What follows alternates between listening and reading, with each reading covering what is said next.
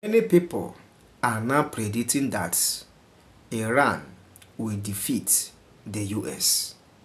Is it true? Do you believe in that prediction?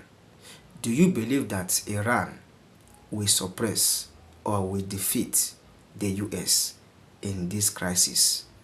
I don't want to say much on this, so make sure you watch this interview from Marandi, and this Marandi is from Iran.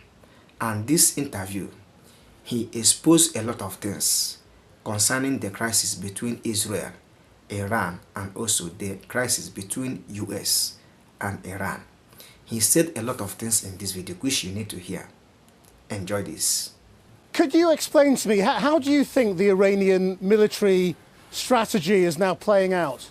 It's working quite well. Iran is hammering the Israeli regime in retaliation for its atrocities and its unprovoked war, and it's hammering US positions across the Persian Gulf region for its atrocities and the unprovoked war. And there's been no let-up in Iranian responses, and that is because Iranian missile and drone bases are all deep underground and inaccessible to the United States and the Israeli regime. And that's why they take revenge on ordinary Iranians. They've been bombing Tehran and other cities, destroying homes, destroying hospitals, destroying schools, slaughtering children. In one instance, they murdered 165 girls, young girls, at an elementary school. They've been buried today. So since they cannot defeat the Iranian military, they take their revenge on ordinary Iranians. It's clearly causing chaos in the Gulf states, particularly with the attacks on energy facilities. Is that part of the Iranian strategy to wage economic war as well? No, Iran has not taken any responsibility for the strikes on the energy facilities, for example, in Saudi Arabia. That could be something carried out by the Israeli regime. But the Iranians have told tankers that they are not allowed to leave the Strait of Hormuz.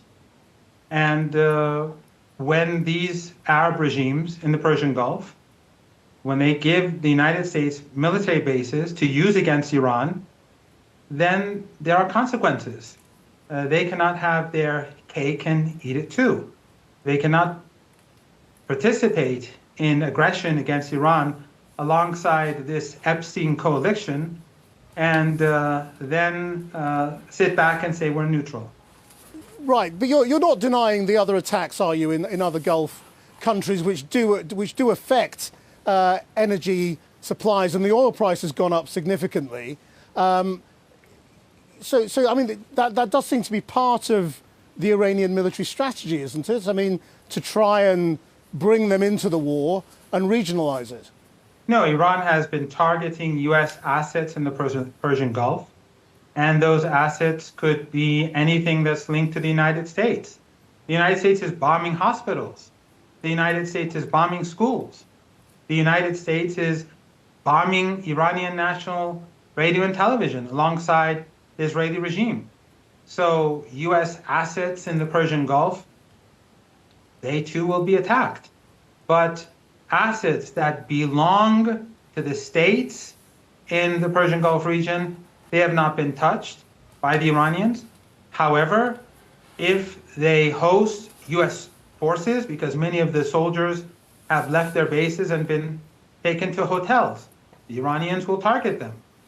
So at the end of the day, if they want this problem to end, they have to expel soldiers of the Epstein regime. Now, we understand that the Assembly of Experts is trying to appoint a new supreme leader. Could a new leader, do you think, negotiate with Trump and agree to his terms? No. Iran is not interested in negotiating with Trump or the US regime. Iran is going to punish the United States, and we are in the process of doing it.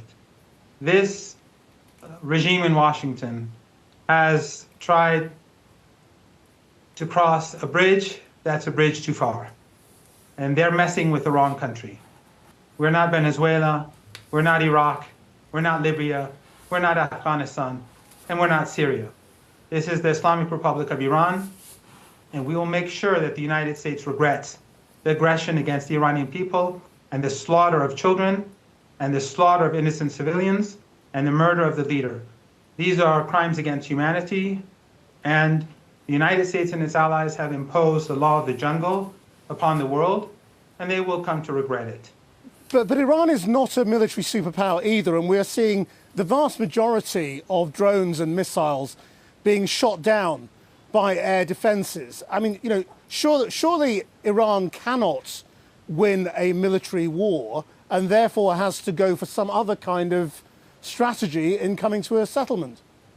Iran will defeat the United States. Time will tell. And our drones that are being fired are very old drones. Our missiles that are being fired are very old missiles. They're very inexpensive. And Americans are using up very expensive air defense systems. The Iranians know exactly what they're doing. We haven't even begun using our latest technology, and most of Iran's underground bases have not even been used yet. They have not even been opened up for operation. The Iranians have been planning for this day ever since the invasion of Iraq. They knew that at some point the Epstein regime will go after Iranians, and therefore they've been preparing themselves for many years. We are fighting for our homeland and our sovereignty and our independence, and our crime is that we oppose the genocide that the British regime and the American regime and Western regimes have been supporting. And we are on the right side of history, and the United States is the aggressor, and we will punish the aggressor and make it regret its crimes against humanity. What percentage of Iran's missile stocks remain? The vast majority. Because after last year's war, it was estimated that Iran had used up around 40% of its missiles. Are you saying that was replenished in the last few months? Those numbers were always fake. Those numbers are provided by the Israeli regime to the media in order to convince foolish Americans that war against Iran is simple. This war was supposed to end in a day or two. The 12-day war was supposed to bring Iran down like a house of cards. That failed, this failed, and now the United States will have to pay the price.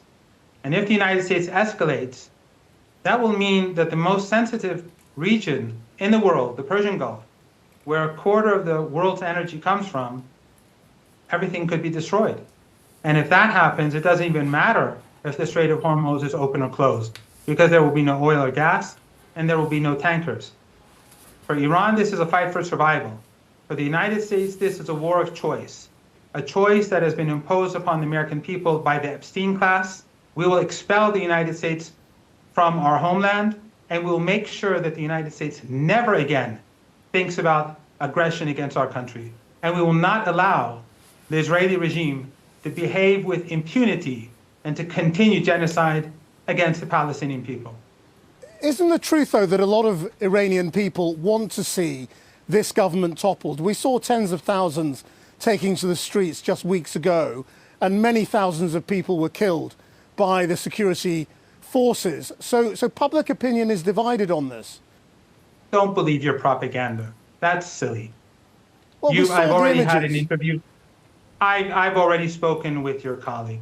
Though the people who were killed, 3,117 people were killed, hundreds were police officers and people who were patrolling the streets as volunteers, and hundreds of others were ordinary people that were murdered by these militants and these terrorists who were using weapons to kill. In your country, if they kill a single police officer, there will be outrage. Here they killed hundreds, including the volunteers. So this was no peaceful protest. And you know quite well, because I know you follow these things. In Iran, on February the 12th, we had millions of people on the streets of Tehran and tens of millions across the country rallying against the rioters. And on February the 11th, on the 47th anniversary of the revolution, we had millions of people again on the streets of Tehran and tens of millions across the country.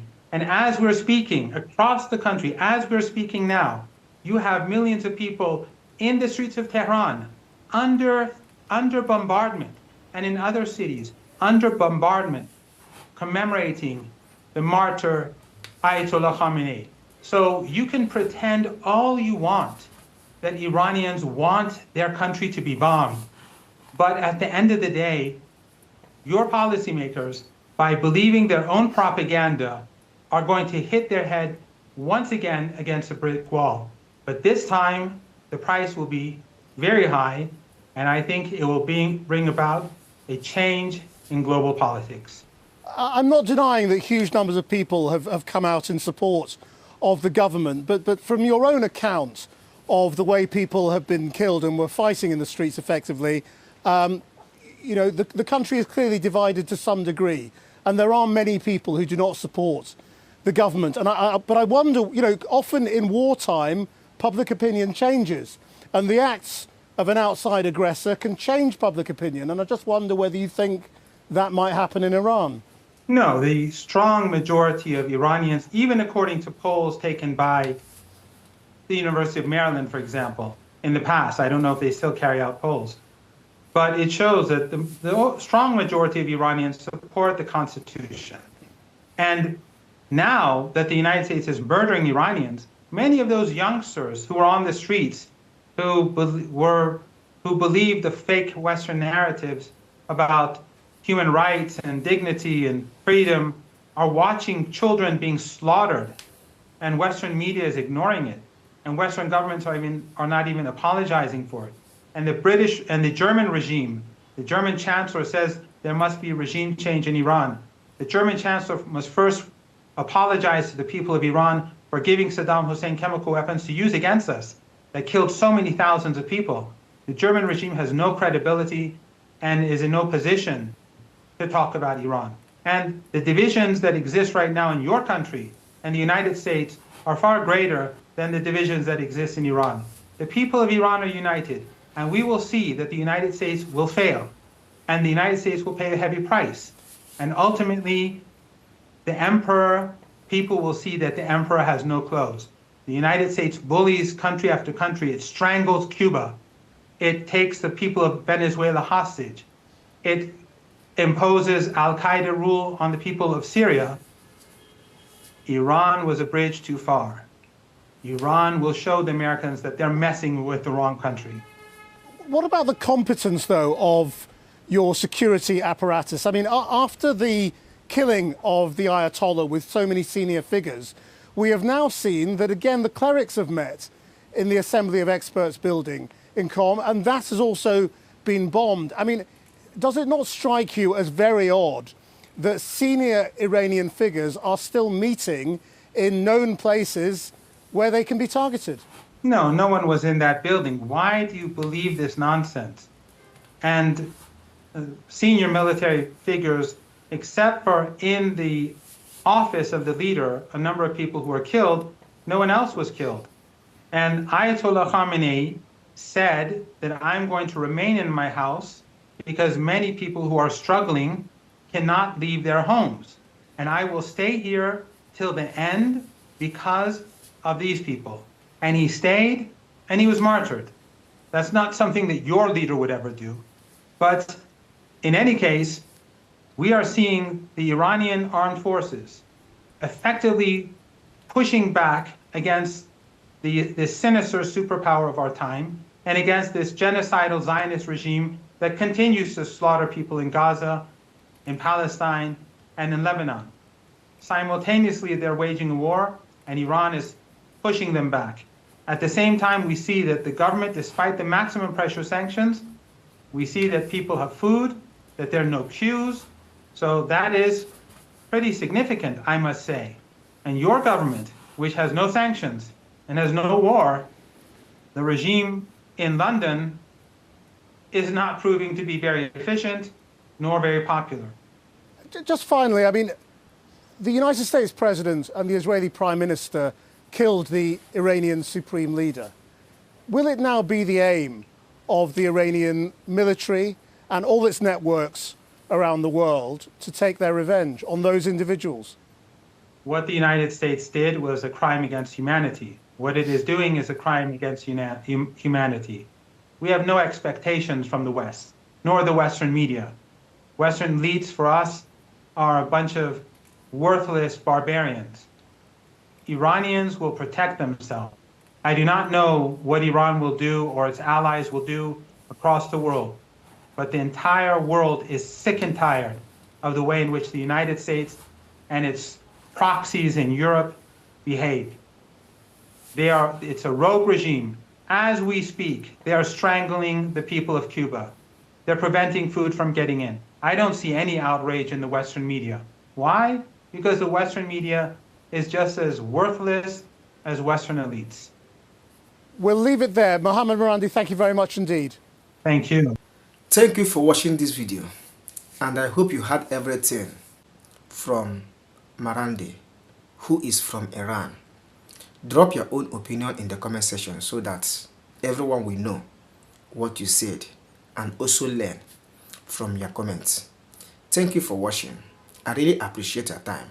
See you in my next upload, and bye.